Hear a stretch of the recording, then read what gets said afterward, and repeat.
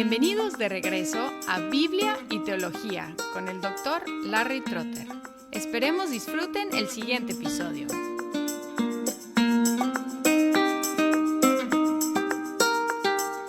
Ahora vamos a ver un poco del contenido del Catecismo de Ginebra, escrito por Calvino. Tiene 5 partes: la fe, resumida en el credo de los apóstoles; la ley, resumida en los 10 mandamientos; la oración, resumida en el Padre Nuestro; la palabra de Dios y los sacramentos. En general, este catecismo es una conversación entre maestro y estudiante, pero así no suena.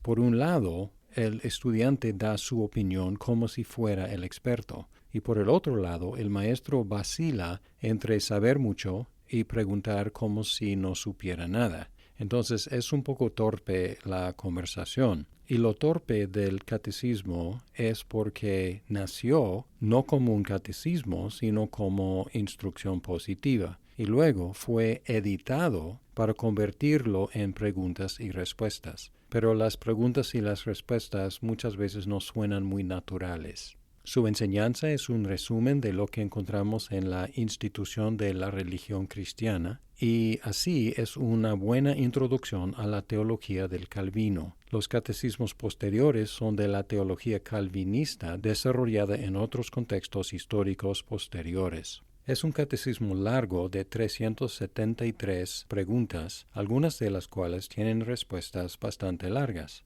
Recomiendo que lo encuentren y que lo lean completamente. Lo que voy a hacer es simplemente mencionar algunos puntos de interés o sobresalientes. Las primeras 3 preguntas son resumidas y cristalizadas en la famosa primera pregunta del Catecismo Menor. ¿Cuál es el fin principal del hombre? Es decir, ¿cuál es el propósito principal del ser humano?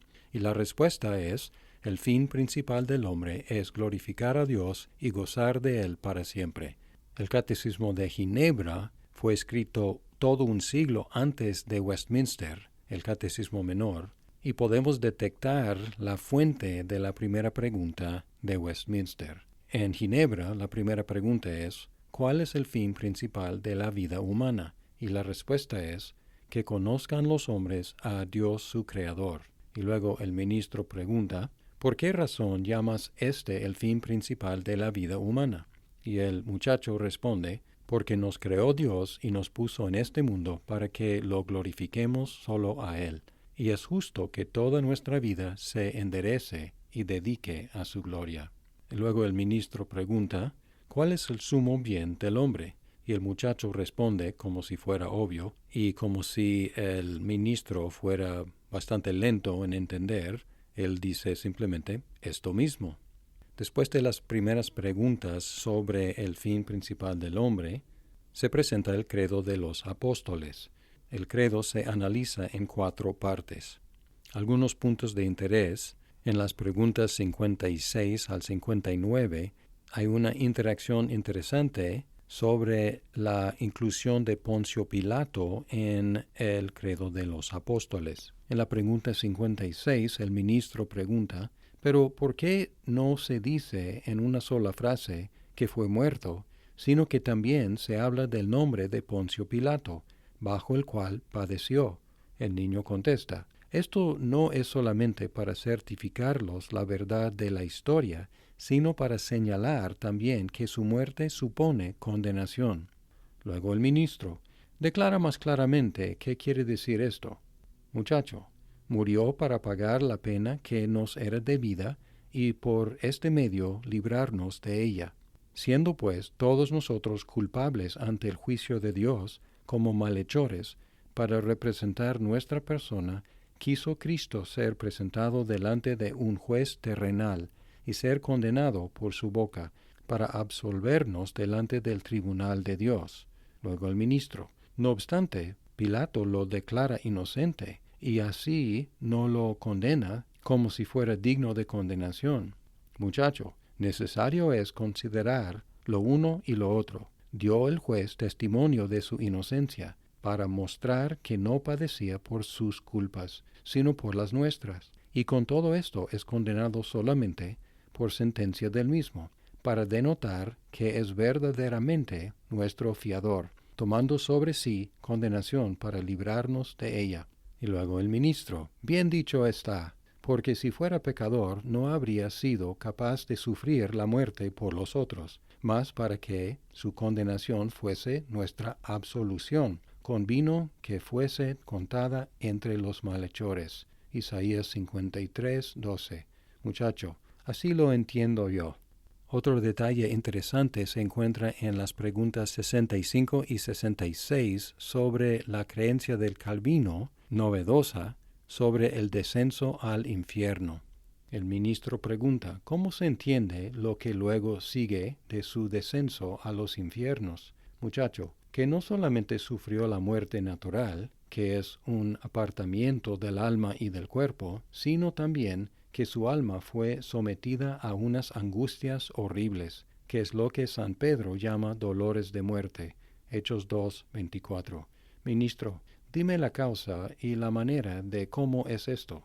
Muchacho, porque él se presentaba ante Dios como satisfacción por los pecados, convenía que en su conciencia sintiera tan horrible angustia, como si fuera desamparado de Dios, y aun como si estuviera Dios airado con él. Estando en este abismo, clamó, diciendo, Dios mío, ¿por qué me has desamparado? Mateo 27:46, Marcos 15:34. Es la interpretación de Calvino de esa cláusula descendió a los infiernos, identificando ese descenso con el sufrimiento de Cristo en la cruz, que parece ser una interpretación novedosa de Calvino. En la definición que da de la Iglesia, en la pregunta 93, describe lo que se llama la Iglesia invisible, aunque reconoce que hay una Iglesia visible en la pregunta 100, pero sorprendentemente no pone mucho énfasis en la Iglesia visible, la congregación local.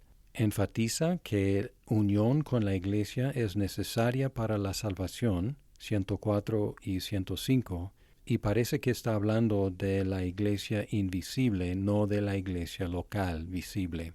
En mi serie sobre la eclesiología he notado lo problemático de esta distinción entre la Iglesia invisible y la Iglesia visible, sobre todo en manos de los occidentales tan individualistas y anti-institucionales. Su definición de la fe enfatiza el aspecto que es el conocimiento. 111. Ministro, puesto que tenemos ya el fundamento sobre el cual la fe ha de estribar, fácil cosa será sacar de aquí qué cosa es la verdadera fe. Muchacho, así es, y por tanto podremos decir que la fe es un seguro y firme conocimiento del amor que Dios nos tiene, conforme a como Él se nos declara en el Evangelio como Padre y Salvador por medio de Jesucristo.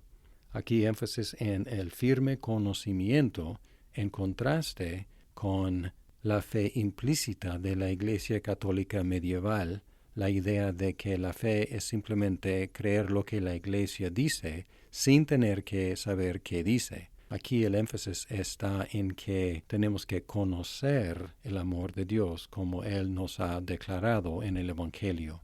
En el 115 admite que la justificación podría ser por obras personales si existiera una persona perfecta, pero luego niega esa posibilidad.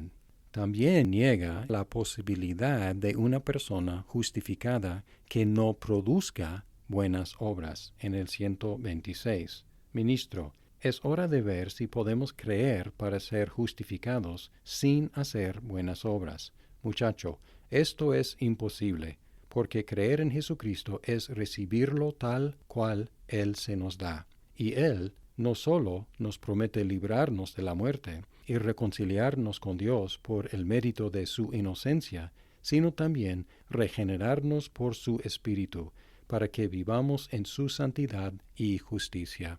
Además de ver la necesidad de las buenas obras, también encontramos aquí el uso de Calvino de la palabra regeneración, que se refiere a toda la renovación de la vida, no solamente la impartación de nueva vida a principio de la vida cristiana. En la introducción a la segunda sección sobre la ley, insiste en que la manera de servir a Dios es de acuerdo con lo que Él ha mandado. Pregunta 130. Y aplica este principio a la adoración en la pregunta 149, que se llama el principio regulativo de adoración. Dice así: Ministro, ¿qué es requerido en este mandamiento? Muchacho, con el primer mandamiento Dios declara que sólo Él debe ser venerado y honrado, y ahí nos muestra la forma correcta por medio de la cual Él nos sacaría de toda superstición y de cualquier otra depravada y corrupta ceremonia, no muy sutil en su referencia a las ceremonias romanas. En cuanto al cuarto mandamiento, tenemos una aplicación que podríamos llamar espiritual, similar a Heidelberg y diferente a Westminster. En Westminster tenemos la transferencia del día sabático de sábado a domingo, casi intacto. Pero en Calvino y en Heidelberg hay una transformación bastante profunda de las implicaciones de este cuarto mandamiento. En la pregunta 167, Ministro, ¿nos hace Dios trabajar los 6 días de la semana a fin que podamos descansar el séptimo? Muchacho, no exactamente. Pero en lo que nos permite el trabajo durante 6 días, excepto en el séptimo, es para que sea dedicado a descansar. Ministro, por lo tanto, ¿nos prohíbe cualquier trabajo durante este día? Muchacho, este mandamiento tiene una razón particular, que la observancia del descanso es parte de las ceremonias de la antigua ley y que fue abolida en la venida de Jesucristo. Ministro, ¿quieres decir que este mandamiento pertenece solamente a los judíos y que fue dado temporalmente? Muchacho, sí, en la medida en que se refiere a lo ceremonial. Ministro, ¿cómo es eso? ¿Hay algo más en él, además de la ceremonia? Muchacho, se lo dio por 3 razones. Ministro, ¿cuáles son? Muchacho, para prefigurar un descanso espiritual, para preservar el gobierno eclesiástico y para el alivio de los siervos. Y luego sigue la conversación con estos 3 propósitos. Y podemos detectar aquí una transformación de la idea del día sabático. Siguiendo en la ley, en la pregunta 228, se mencionan 3 usos de la ley. El primero es mostrarnos la necesidad de justificación por Cristo. El segundo es animarnos a orar para darnos fuerza, para obedecer. Y el tercero es como un freno de la maldad. En la sección sobre los sacramentos dice que son medios de gracia, además de la Biblia, en 309. Cuando habla del bautismo es interesante que dice que solamente los niños se bautizan, porque en el contexto de Calvino todos los adultos ya habían sido bautizados. Y aquí podemos ver que no bautizaron a los que llegaban a la fe reformada del catolicismo romano. En las últimas preguntas, 368 al 373, habla de la disciplina eclesiástica y en la última pregunta presenta en una forma muy básica el orden presbiteriano. La pregunta es, entonces, ¿debería haber un cierto orden de gobierno con respecto a esto? Y el muchacho responde, sí, la iglesia ha de ser bien ordenada. Y este es el orden, que los ancianos que sean elegidos vean por los delitos que se pueden cometer. Y ellos, con la autoridad de la iglesia, deben negar la comunión a aquellos que no son dignos de recibirla, y a aquellos que no pueden ser admitidos a la cena, porque deshonran a Dios y son causa de ofensa a los hermanos. No es una forma muy positiva de terminar el catecismo, pero aquí tenemos en la última pregunta la introducción de un orden presbiteriano muy básico. Y con estas preguntas representativas espero haberles dado un sabor de este catecismo para que se animen a leerlo completo.